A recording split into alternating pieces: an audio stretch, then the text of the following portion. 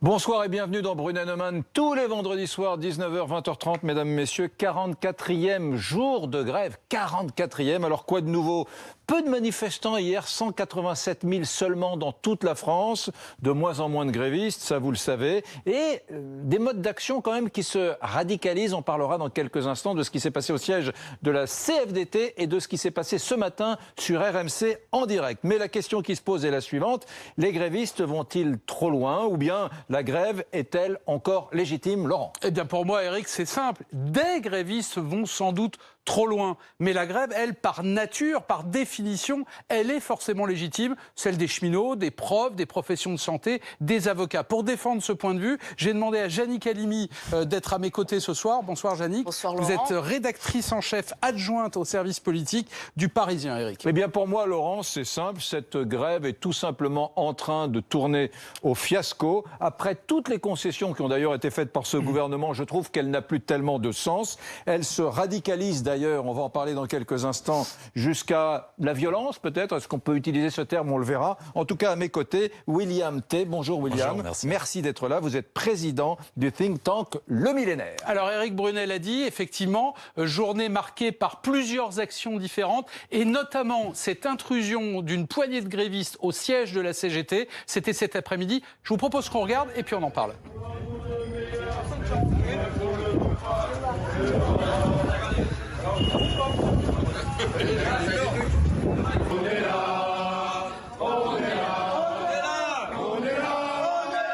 Même si Berger ne veut pas nous, on est là.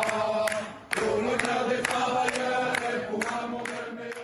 Voilà. Alors évidemment, on rectifie, j'ai dit siège de la CGT, non, siège de la CFDT, évidemment. Alors il faut dire la vérité, les images qu'on vient de voir, elles ne sont pas complètes, ce sont des images qui ont été tournées par les grévistes eux-mêmes qui se sont introduits donc au siège de la CFDT, et évidemment, on n'a pas tout vu, notamment ce qui s'est passé avant de leur permettre de rentrer à l'intérieur. Mais il n'y a pas eu que ça, Eric, aujourd'hui. Oui. Il y a aussi ce qui s'est passé avec nos amis des grandes gueules sur RMC. Oui, l'émission Les Grandes Gueules sur RMC a décidé de se délocaliser un peu partout dans les régions françaises. La semaine dernière, direct depuis Lyon. La semaine prochaine, ce sera Le Havre. Et aujourd'hui, c'était à Béziers. Et une heure après le début de l'émission, environ, l'émission animée par Truchot et Marchal, célèbre émission d'RMC, a été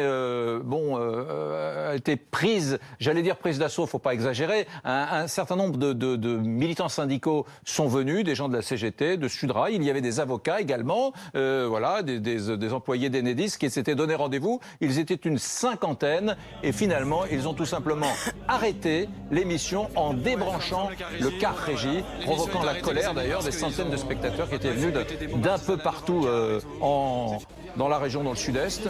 Ils ont fait sauter des engins détonnants, des pétards assez puissants ou des bombes agricoles sous le car régie. Ils ont d'ailleurs menacé au passage un membre d'RMC en lui disant de ne pas rebrancher le car régie, de ne surtout pas reprendre l'émission. Bref, ça a été assez mal vécu par un certain nombre de personnes. Alors la CFDT cet après-midi, effectivement l'émission d'RMC, de RMC Story ce matin, et puis il y a eu le Louvre aussi, le Louvre bloqué là encore par une poignée de grévistes seulement, et puis toute une série d'autres actions. On a l'impression que le mouvement est en train de changer de nature, peut-être d'ailleurs parce qu'il y a de moins en moins de manifestants et de grévistes, et j'ai envie de me tourner vers vous. Vous êtes bien conscient que ces opérations, William Tay et Éric Brunet, elles sont de nature à marquer les esprits. Enfin, très sérieusement, elles restent quand même très minoritaires, non ? C'est minoritaire, mais on peut voir le tournant des grévistes comme le tournant des Gilets jaunes l'année dernière. C'est-à-dire qu'au départ, on a un mouvement qui est légitime, qui est tout à fait légitime et qui s'exprime, et puis qui tourne dans la violence, qui commence à tout casser. On peut appeler ça une tyrannie de la minorité, qui compresse toute la majorité du peuple, qui souhaite malgré tout une réforme, peut-être pas celle-là, mais en tout cas qui souhaite une réforme parce qu'il faut bien sauver la pension des retraites des Français, et puis il faut bien continuer à avancer, il faut moderniser le pays et le redresser. On ne va pas laisser quelques petites personnes laisser nous dicter la loi.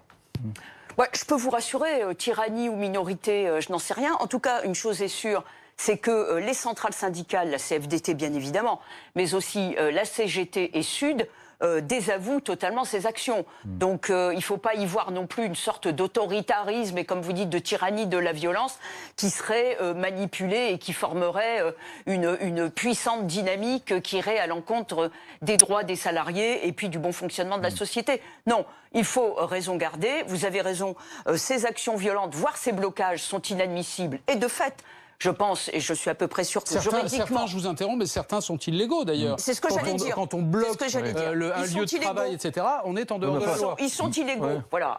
Là, une réunion de Marlène Schiappa a été interrompue, arrêtée aujourd'hui ou hier, et puis il y a eu tout ce qu'on a vu, les jets de poubelle sur les voies du tramway. Eric. Non, mais, évidemment, c'est illégal. La violence et le blocage, tout ça, c'est illégal. Mais c'est pas une raison pour remettre en cause le principe même de la grève. Regardez d'ailleurs la réaction de Marlène Schiappa qui crie c'est antidémocratique lorsque sa réunion hier a été interrompue.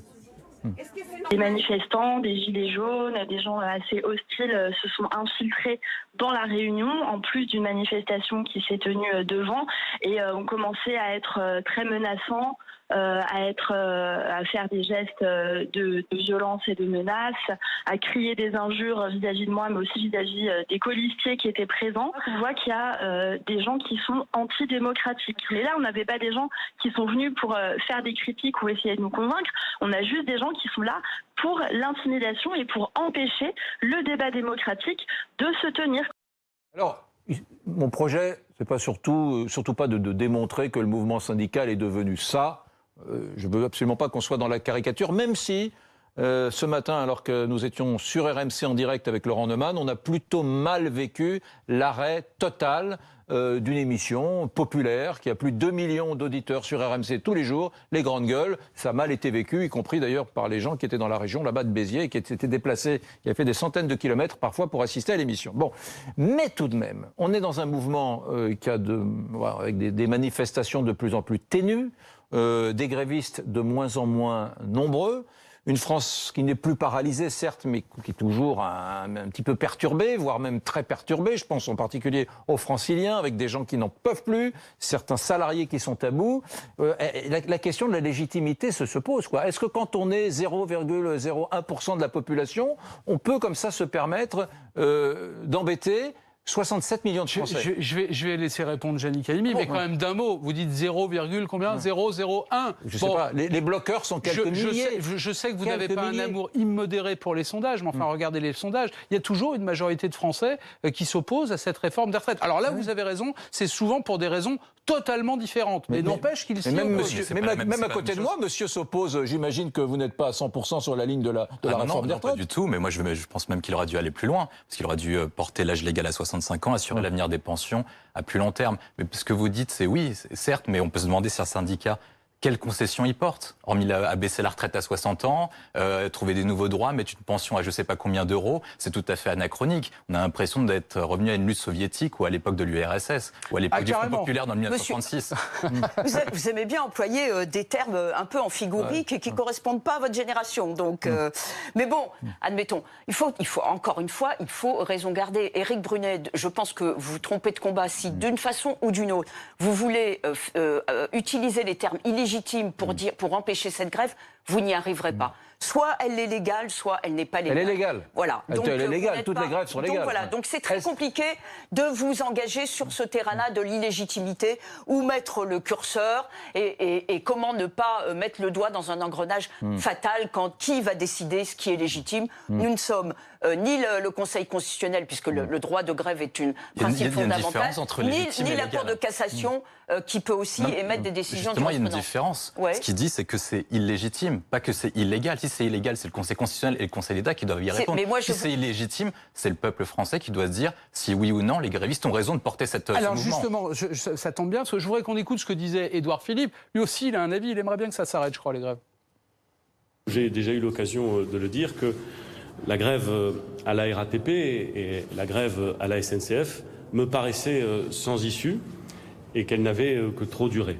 Sans issue au sens où la détermination du gouvernement de mettre en place ce système universel de retraite et donc de supprimer à terme, après une période de transition, mais de supprimer à terme les régimes spéciaux était totale et que nous irions évidemment au bout de cette démarche. Je le disais il y a un instant, certains grévistes très très minoritaires vont sans doute trop loin. On a donné un certain nombre d'exemples. Mais je le répète, on ne fait pas semblant de croire qu'il y a une grève que à la SNCF et à la RATP. Moi, j'ai regardé dans la rue, on a vu des mobilisations d'avocats aujourd'hui qui ont fait encore un happening en pleine rue, etc.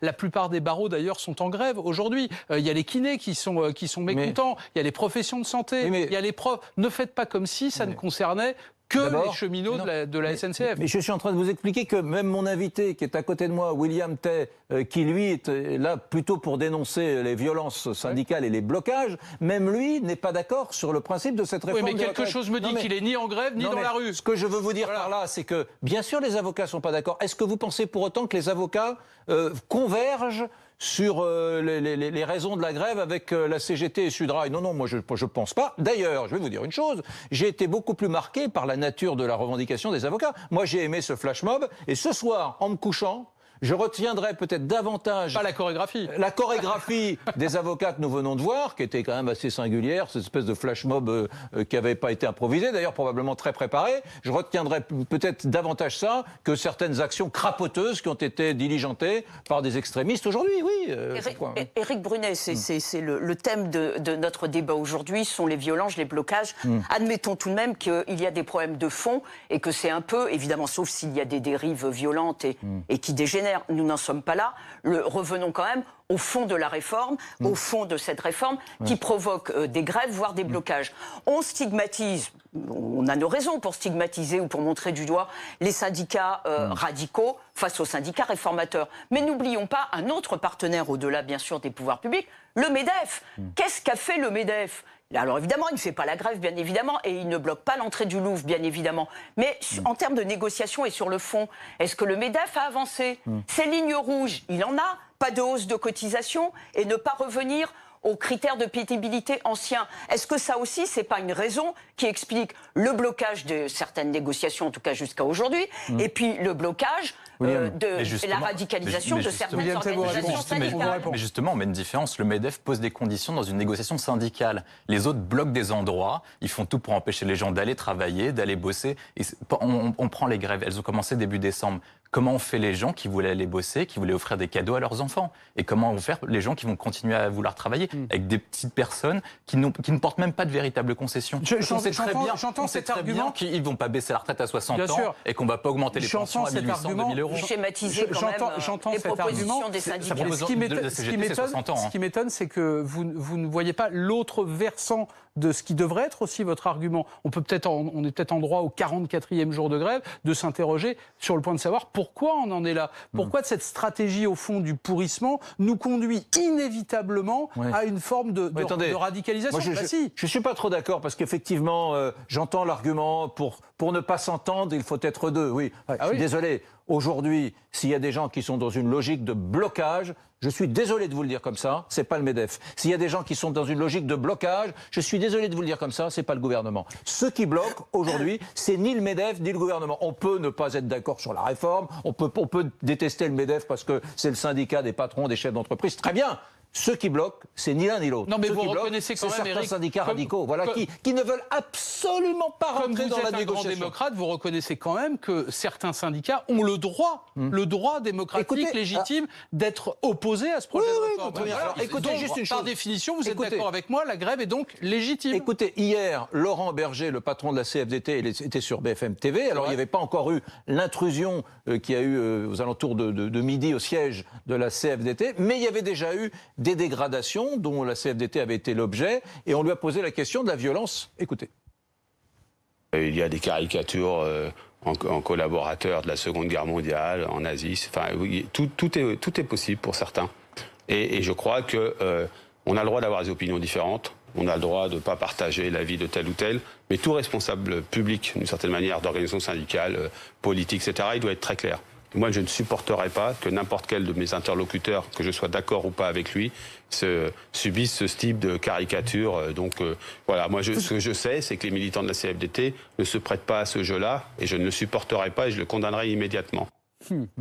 Là où je vous rejoins, messieurs, c'est que ces actes de blocage et ces actes de violence sont contre-productifs, y compris vis-à-vis du mouvement syndical, quel qu'il soit, puisqu'on voit, même si la CGT et Sud, bien sûr, encore une fois, ont désavoué ces actions de blocage et de violence, on arrive quand même à un split, enfin une division encore plus profonde du monde syndical. Mais encore une fois, Éric, puisque vous nous disiez, ce n'est pas le MEDEF qui bloque, ce n'est pas le MEDEF qui font la... Ok. Très bien, j'entends ce que vous dites. Mais maintenant, au MEDEF, qu'on a très peu entendu, les lignes rouges du MEDEF, j'y reviens, ont été clairement posées vis-à-vis des syndicats et vis-à-vis des pouvoirs publics, peut-être pas sur la place médiatique. OK.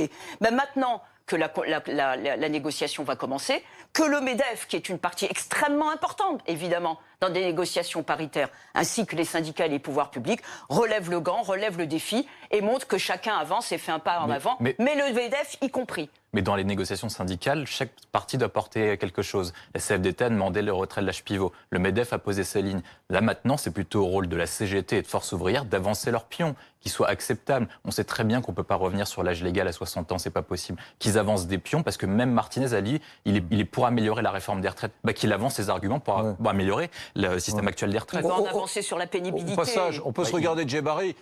Quelques instants, on va regarder Djebari, le ministre des Transports, parce que franchement, la question du coût commence à se poser de façon prégnante. Hein.